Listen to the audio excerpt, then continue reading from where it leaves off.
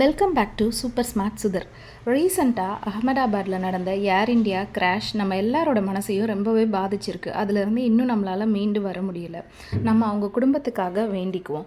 சமீபமாக நம்ம அதிகமாக கேள்விப்படுற வார்த்தை மேடே.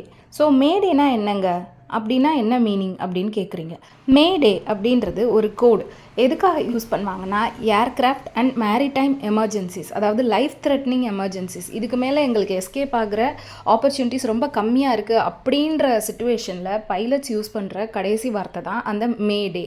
ஆக்சுவலாக மேடேன்ற டேர்மை வந்து யார் கண்டுபிடிச்சாங்கன்னா லண்டனில் இருக்க ஒரு ரேடியோ ஆஃபீஸர் ஃப்ரெட்ரிக் மாக்ஃபோர்டு 1920 இந்த டேர்மை காயின் பண்ணார். இந்த டேர்மோட ஆரிஜின் வந்து ஃப்ரெஞ்சு.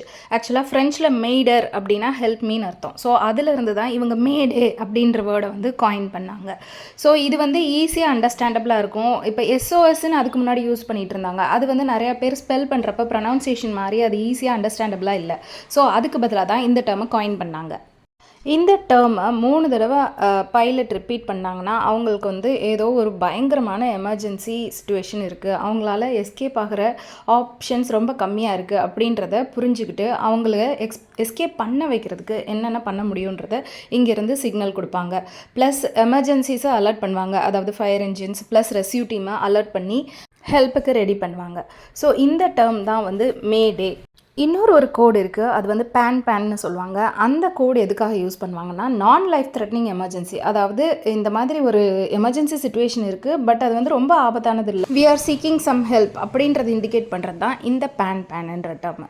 ஓகே, நம்ம இன்னொரு விஷயத்தையும் நம்ம தெரிஞ்சுக்கிறணும். இந்த மேடே அப்படின்ற டேர்மை நாம் வந்து சும்மா விளையாட்டுக்காகவோ இல்லை வேறு பர்பஸ்க்காகவோ நம்ம யூஸ் பண்ணக்கூடாது. அப்படி நம்ம யூஸ் பண்ணோம்னா it's an offence in all countries.